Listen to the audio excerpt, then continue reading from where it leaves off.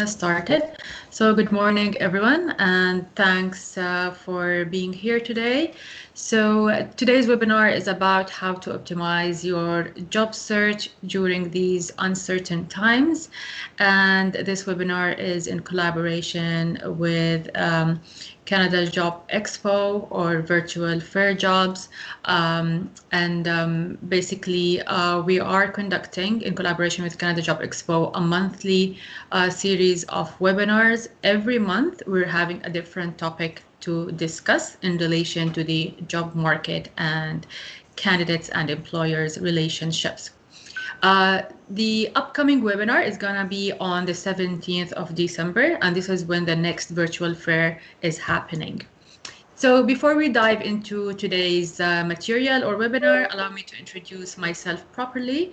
My name is Sara Dudin. I am a career coach and advisor. I have around 13 plus years of experience in the field, and I have if you would like more content about career coaching, you can visit my Facebook page, LinkedIn page, Instagram account, and YouTube channel. They are all named under my name, Sara Dudin, career coach and advisor. I'll be sharing the links after the webinar on the chat box. I'll start by sharing the screen. Let me know when you see my screen. Basically, it's a very short presentation, but just to put things into perspective about what we're going to discuss today, so you can see the agenda. Can you see the screen?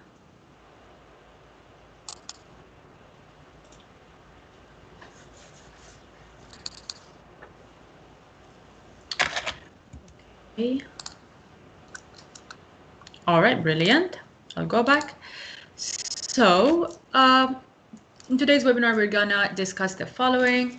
First of all, we're going to talk about your profile. So that would include your LinkedIn profile, tapping as well into your resume, thinking about your personal brand, and then how you can optimize your own LinkedIn profile.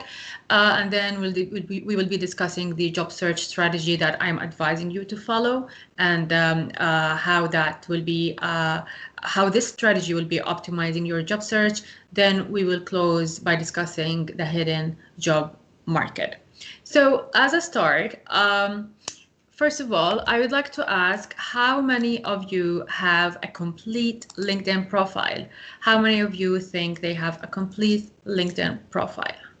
So by complete, that means it's full information are provided about your experience, education, and any other volunteering or professional certificates.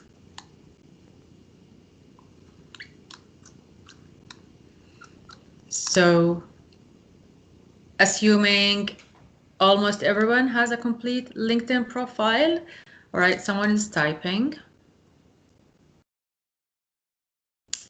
All right, we're gonna go into details. So Lucille says she thinks so. Hemant is not sure.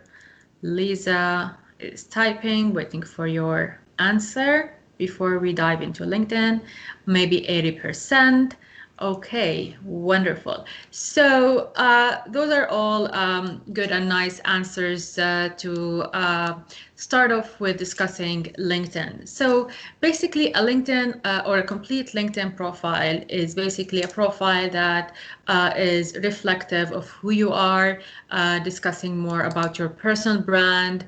So when I say personal brand, it really would position you well in the market to be perceived the way that you would like to be perceived. So to give examples, so if you are, let's say, in the sales industry, you would position yourself as a proficient sales professional. You would discuss more about the achievements you've done, so the increase in sales you have done, the increase in the market share, what expansion to other regions have you done, and so on and so forth. So you will boost your LinkedIn profile with all of these terminologies and all of these achievements that you've done. So you would give that impression about what you are capable of doing as a salesperson.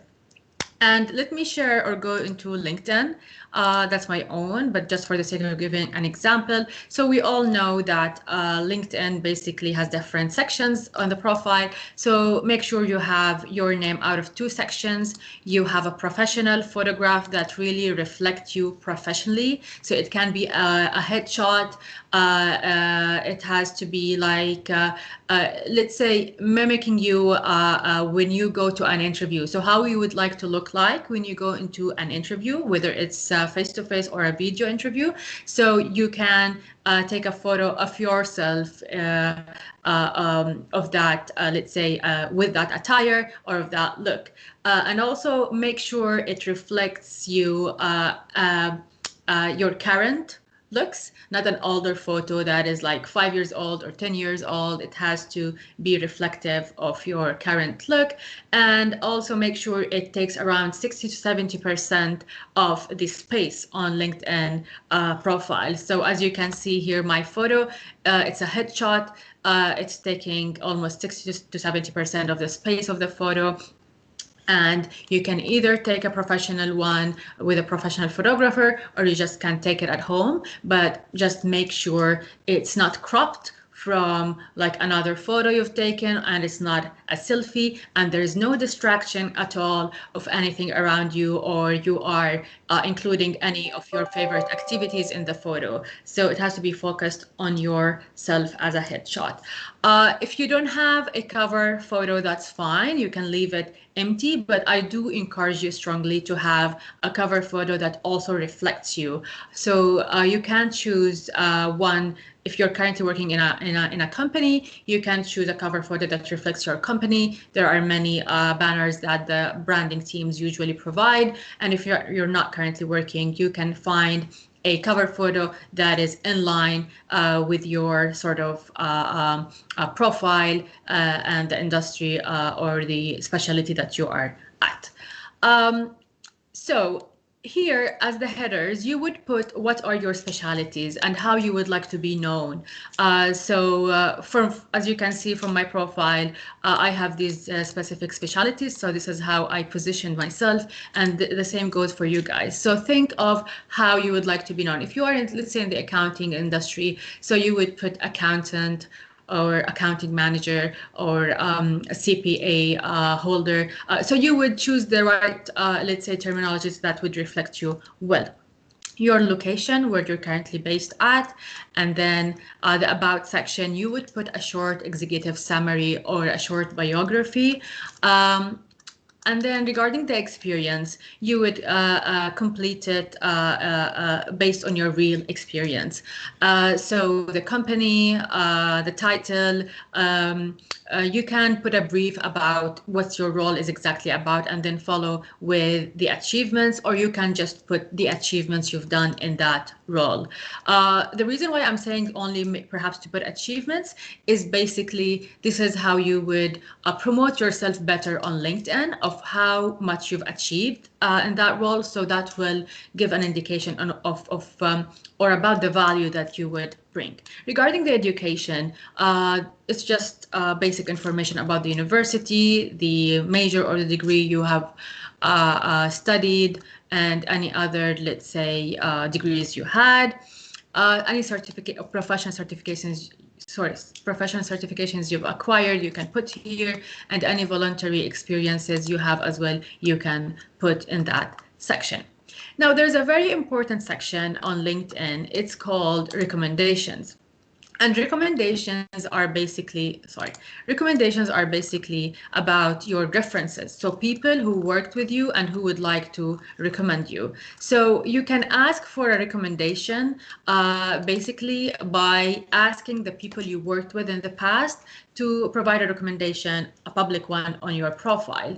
And this works very well indeed, because it would give the potential employers or recruiters who are searching for candidates an idea about what to expect about you. So let's say your previous line manager can give an excellent reference about your capabilities and what you are capable of doing and what your achievements, if you guys can agree on as well, what to shine in that recommendation. Previous colleague you worked with, if you work with clients, then your clients can provide recommendations and so on and so forth. So think of the people that you worked with in the past that can provide recommendations for you. And in return, you can provide recommendations. So it will be like more of a two-way communication with those people you worked with. Now, when I say think of your personal brand, it's more about, again, as I have mentioned, how you would like to position yourself and how you would like to be well known of. And the photo on LinkedIn, the way you write about yourself, these are all part of your personal brand. Um, so just have a sit down and reflect well on what you would like to mention in your LinkedIn profile, as that will be the tool to promote yourself. Another way of branding yourself or promoting yourself on LinkedIn is joining groups of interest that within your specialty, interacting in conversations. So just dive into conversations as much as you can. So that will give an idea more about you, about your specialty, about your expertise and the knowledge you have, and also ultimately potentially what you can offer if you join that organization. And this is also it's part of networking really on LinkedIn. That is quite paramount during your job search journey. Now, another important tip that I would like to give you guys about optimizing your LinkedIn profile is using the right terminologies that are used in your industry. So what do I mean by this? Let's say if we are talking about the human resources industry. So basically, the human resources industry, let's say if you are an HR manager, so use the terminologies that are used for the common one that are used in your industry for HR managers. So you can write like compensation and analysis, recruitment, onboarding. So, you know, all of these terminologies that an HR manager really does. So when a recruiter is searching for a candidate proactively, they would type these keywords to get potential candidates they can tap into. And this is when we say you optimize your LinkedIn profile using search optimizing engine keywords. So make it SOE friendly. May I please ask everyone to mute their mics so we're not having any noise in the background, please?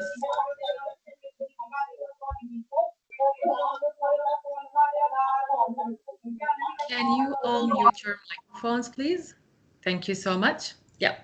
So going back to optimizing your LinkedIn profile using search optimization engine, let's say keywords or approach. So think of these keywords that are used in your industry that you might have seen these keywords maybe in a vacancy job description, you might have seen them in your own job description, or you might use them in your industry regularly. So you would make sure that you will have a chance to be in the results of the recruiter's search when they use these keywords to look for candidates proactively.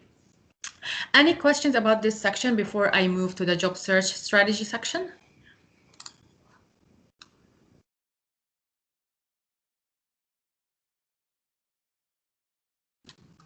All right. If you have any questions and you don't have them now in your mind, you can keep them at the end and please do share them. Now, the second section, which is exactly discussing the strategy that you can follow to optimize your job search journey. So first of all, think between you and yourself, reflect on what you really want. So what would be the ideal job that you would like to get or you would like to land into? And what would be the ideal company that you would like to join? So those together, like defining your target role and defining the ideal company, would help you to start to like from to help to, it will help you to have a foundation to start from when you start your job search journey. And when you define or identify your target role and the ideal company, then you would be able to map out which companies you would like to target, and then you can be able to use those titles of those positions for your target role. You can search for them to know what is in the market or what is basically available for you to tap into. So that would be the first step, is being honest to yourself about what you want, where you want to be, your ideal company and your ideal target role. So, however, when reality kicks in, sometimes from the first hit, we wouldn't get that ideal company and target role. So maybe after 6 months into job search journey, you might not get that just for a reason or another. So if that happens, make sure you have a plan B. For your job search, or for let's say go to plan B to have perhaps to tap into perhaps another, let's say target jobs that you have, but they are not the top ones or the preferred ones. So have as well a plan B following to the set plan you have already for yourself.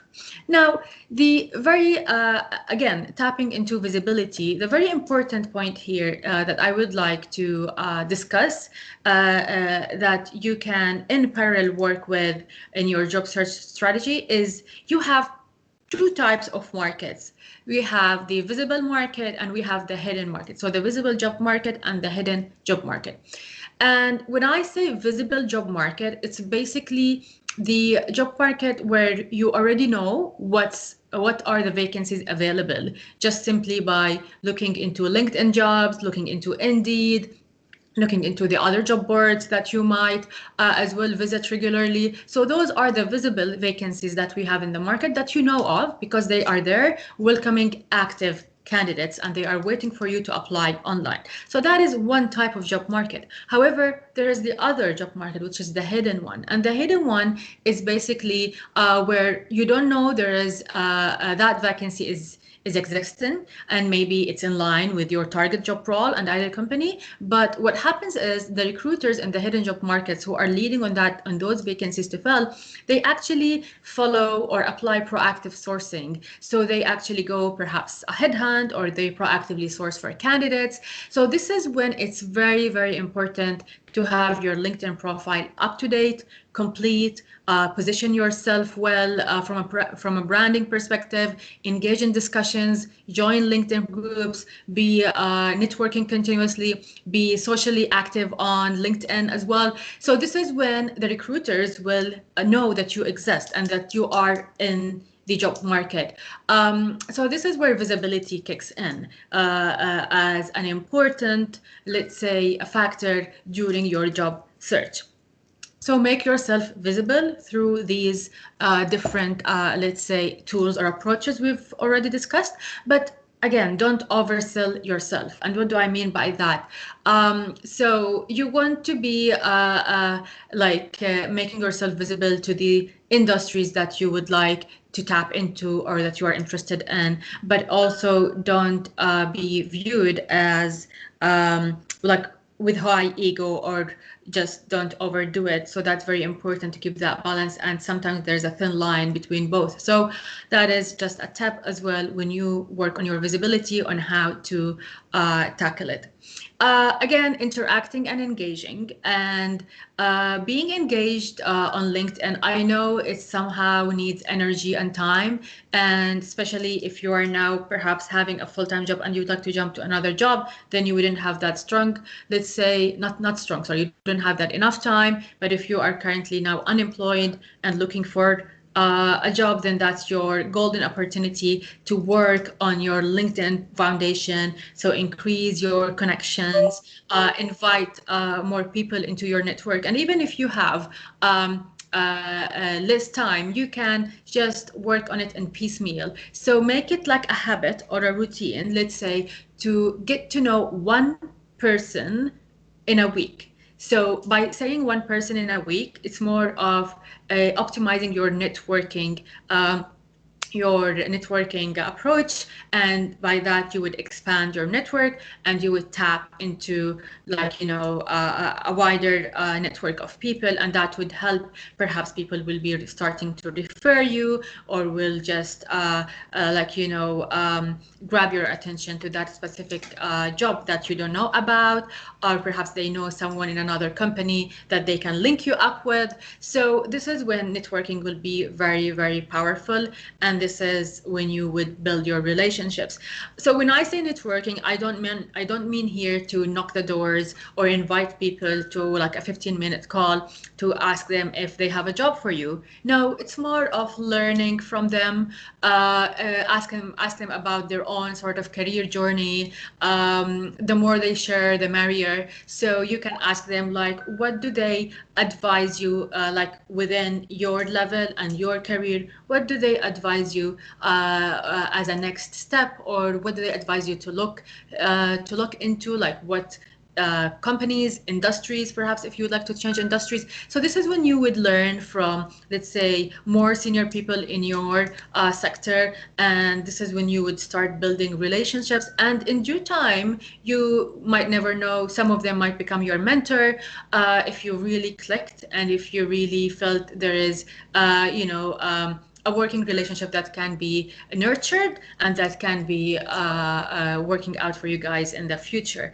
All right, so I have a question. I'll stop here just to read the question.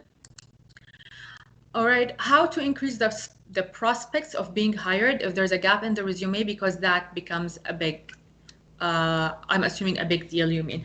All right, yes, no problem. So let me finish off with the job search strategy, and I will come to your question if you don't mind. Thank you so much, Swamya.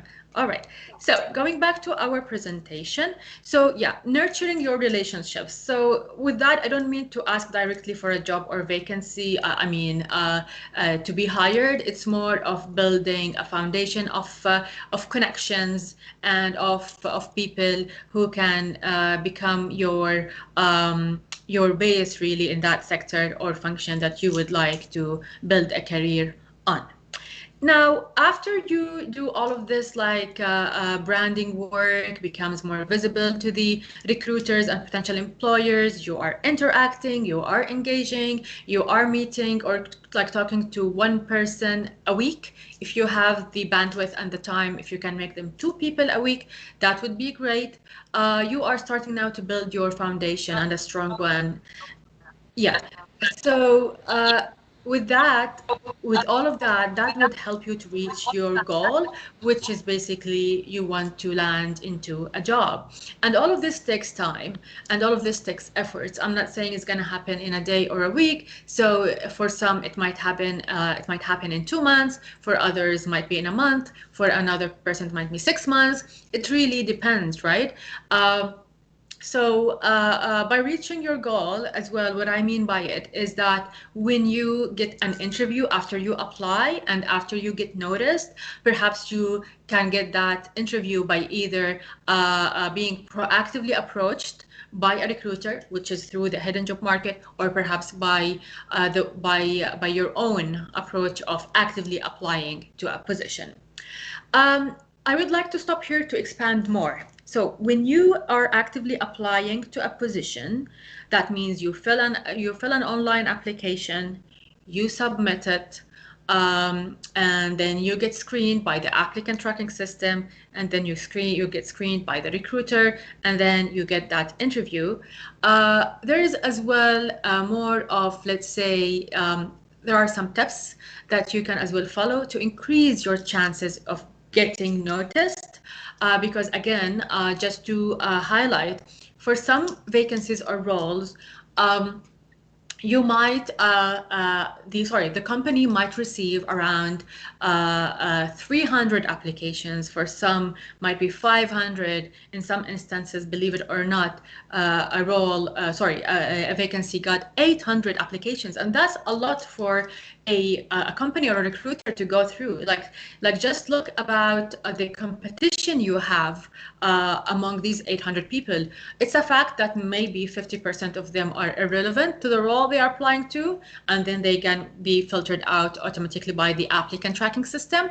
But then you might as well have still left a huge pool of candidates that you need to navigate through and to compete to get an interview.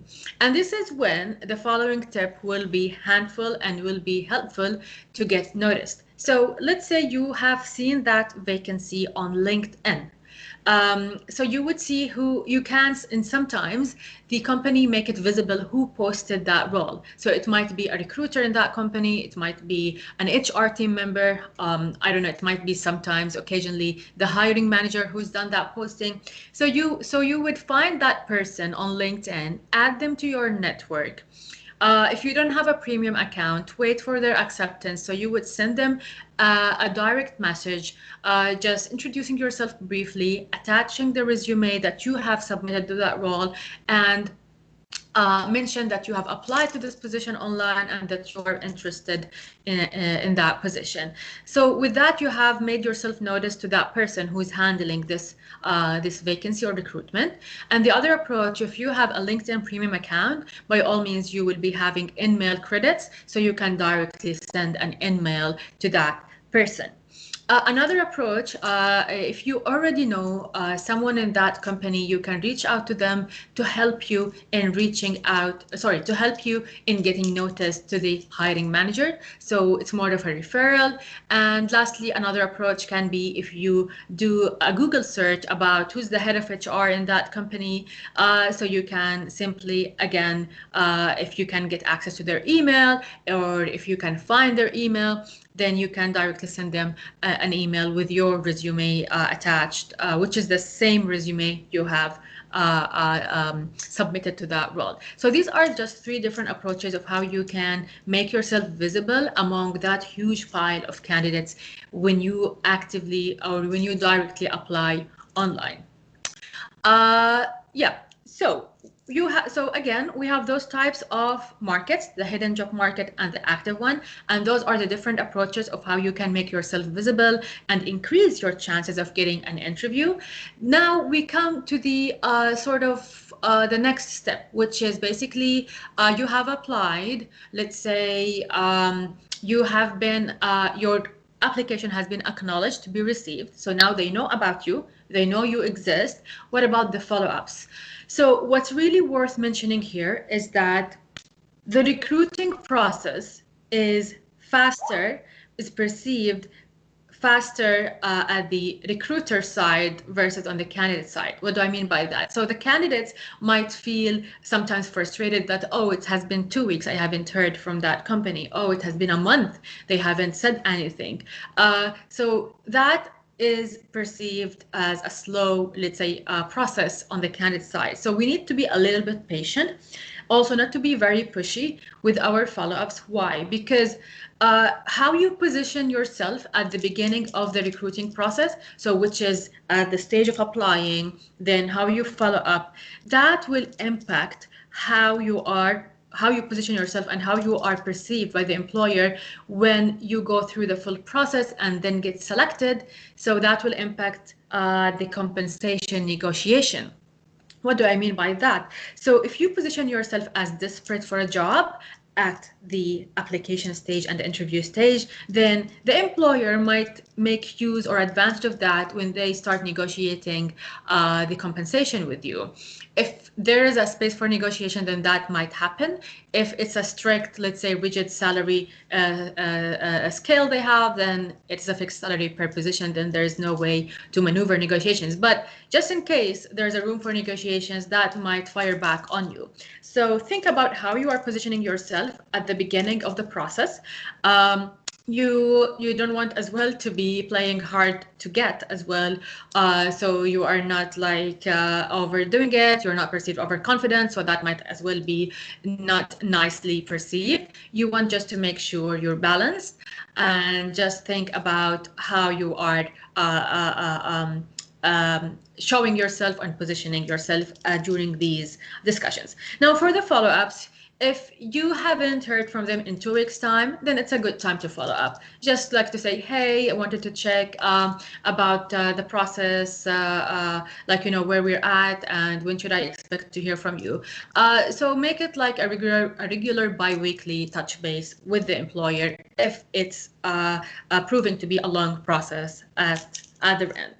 So we have few questions. I'm gonna check them out. The first question, which is about how to increase the prospects of being hired if there's a gap in the resume, because that becomes a big sort of issue.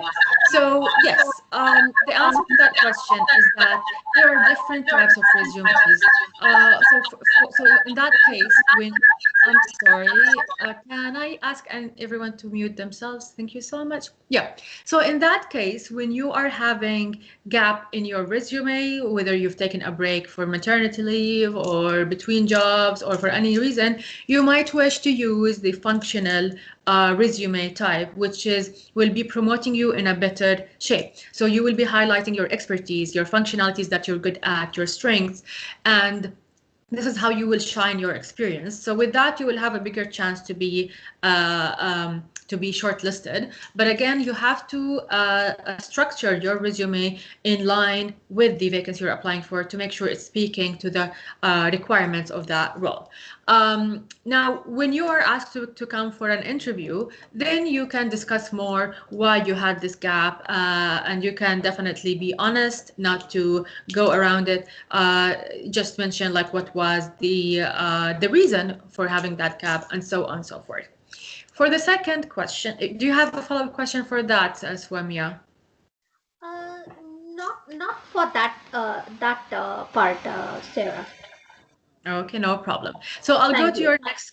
You're welcome. I'll go to your next question then. So due to COVID, there are many fraudulent mails and LinkedIn profiles where we are not able to understand if they are genuine. How do we understand which one is legitimate? So do you mean for other candidates, like LinkedIn profiles for other candidates, or for recruiters?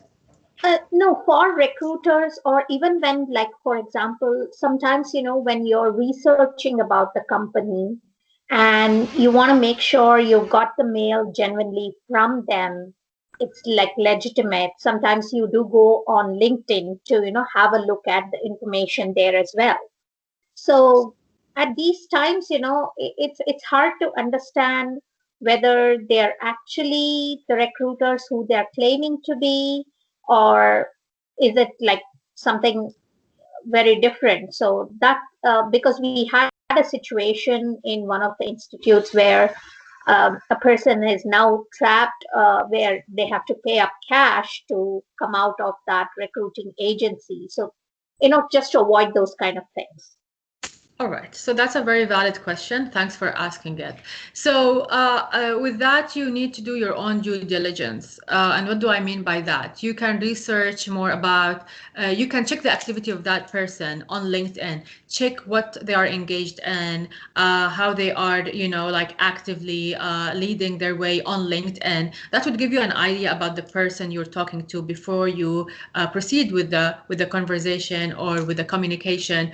And you can as well research the company they are putting on their LinkedIn profile that they are working at, and also Google search their name just to find more about them. In today's world, a simple Google search can get you many results about the person. So if at the end of the day you didn't find viable, let's say, results about the whereabouts of that person or the company or the umbrella they are under, or maybe you haven't even find that company at all and any different social media platform or website for it, or a web-based, presence, then that might be fishy. That might have you like rethink more about the viability, or if it's a legitimate, let's say, company or agency that you are dealing with.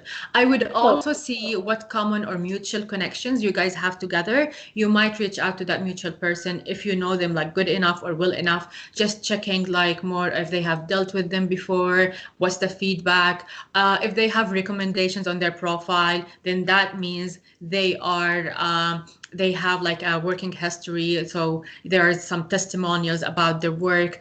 If they don't have recommendations, which not everyone have, unfortunately, then also you can just check with the mutual people you have together about any potential feedback you might get. But doing your research and homework is always helpful to make sure you're dealing with real people and you're dealing as well with legitimate people.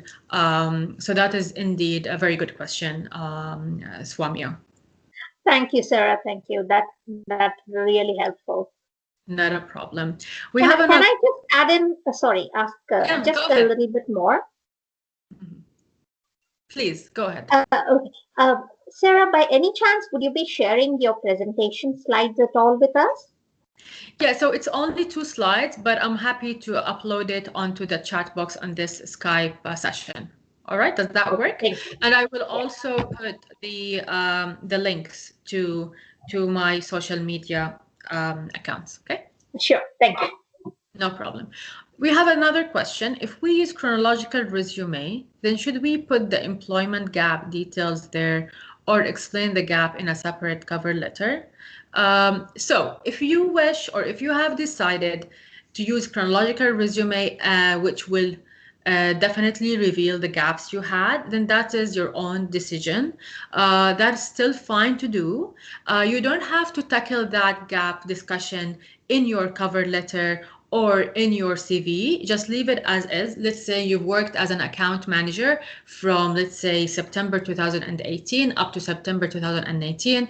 Then you had a gap from September 2019 up to January 2020. Then you don't need to put anything for that gap. If you were having any, let's say, freelance work, any consultancy work, then you can mention that, which would fill the gap. But if you didn't have any work at all, then just leave it as is and continue with the next job that you had. If you started with a new job on January 2020 up to whatever time. If you were studying during that downtime, then you can also put that you were in the cover letter, you were completing your, let's say, professional certificate, the course you've gotten, whatsoever, just to show that you were engaged, professionally active as well. So there are different ways to communicate it, but if you decided ultimately at the end to use a chronological resume, you can just keep that space as empty if you didn't have a job during that gap or if you didn't do anything in that gap. All right, we have another question by Supriya. Also, is it true that if resume exceeds 2 pages, it will not make it? So no, not exactly. The preferred and the optimized, let's say, number of pages for a resume is 2 pages. That's the preferred one. And just think of it, when a recruiter have like hundreds of resumes to go through, then having 2 pages is just fair for the recruiter to make sure you had the chance for that recruiter to see your full resume. So that is the recommendation I can give you. So make sure your resume is up to 2 pages. If you have a long track record, it can be 2.5, 3, that's fine. But the ideal number of pages is 2 pages. Okay. I hope that was helpful. Any other questions? You're welcome, Supriya. Not a problem.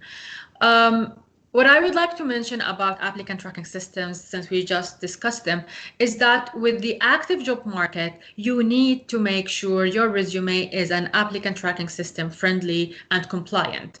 However, with the hidden job market, it's totally okay if it's not applicant tracking system compliant, because you will be directly interacting with the decision maker or with the recruiter of that vacancy. So you have already made it through that step, which is the applicant tracking system screening and the recruiter screening. You have already got there with a potential or high potential to get an interview.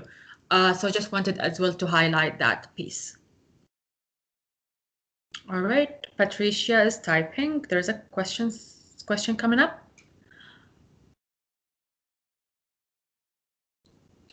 All right, it was a note, not a question. Yeah. Okay, sorry. Thank you. My name is Patricia, and I have received some emails calling as immigration, something like that. and sometimes I am not sure if it is some fake email or not. And this note that I did here, welcome to CanadianVP.com. I would like to know if do you know if this email is, or if there is some portal in which I can check the if they are fair or not, for example. All right, thanks, Patricia, for your question. Unfortunately, I don't have information about that entity or about the email you received. If anyone on the call have some background and they can be helpful to you, by all means, I'm happy for them to speak up. Okay. Yes, because it starts at the beginning of the pandemic. So the first one I received in January, but after we know that the world changed a lot. But I think I received around 3 contacts, and they are explaining that I was approved in the professional visa, something like that. But in Brazil, even I had gone to the official consulate to check if these information are true or not. They are not receiving personal people, so we have to wait their email reply. So because of that, I'm asking. All right, no problem, no problem. I just want to give one last chance if anyone on the call can or have any information about this to share it briefly. Otherwise, we can go to another question. Okay, thank you. You're welcome, Patricia. I can see someone is typing, but just waiting for that question or comment or feedback. So Swamia has an answer for you. Patricia, any official government mails will send you a paper correspondence for sure. Call the department using Google search number, but never call on the number given in emails. Hope this helps. Thank you so much, Swamia, for your answer. I hope that is helpful, Patricia.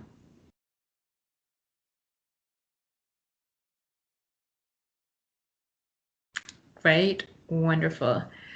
All right. So any other questions before we close? Yeah? Yes, I have a quick question, please. Go ahead. Yeah, so the question is regarding like permanent residents who are currently abroad and outside of Canada and would like to go back. What do you think would be the best pitch to go back to Canada and integrate the, let's say, the job market? I find it very tough, to be honest with you, to go back and apply from outside and to get selected to get through the first selection for new openings. So what would be your advice? Where are you based? Zien? Zien, yeah? Yes, that's correct. So I'm currently based in Algeria and working for a multinational in Algeria, and I'm a permanent resident of Winnipeg. All right. So you already have worked here before? No, never. In fact, nope. So never in Canada. No, I've been there obviously because I'm a permanent resident, but Yeah. I don't have, let's say, an employment experience in there. I went there to validate obviously my documents and stayed for a while, and then I had to go back abroad for a job, let's say, in international job positions. Yeah, I hear you. Thanks for your question. And that is a very common challenge that a lot of, let's say, immigrants and PR holders face. And let's talk about the majority case. So the majority case is really, it is difficult indeed to land into a job while you are outside. The preferred approach is that they would like the person to be here. So when they approach you, let's say for an interview, you are present and you are as well don't have any relocation sort of challenges as well, and your sort of start date can be as well very close. But and the other thing is that there is a fiction or a perception that they would prefer having a previous, let's say, Canadian experience and knowledge of the market and so on. However, that is, let's say, the general the general, let's say, perception. But that doesn't mean that there are some exceptions to that, with people who have been successful in getting jobs in Canada while being remote or while being abroad. So it's basically, I would advise you to follow the same process of making sure your resume speaks to the position.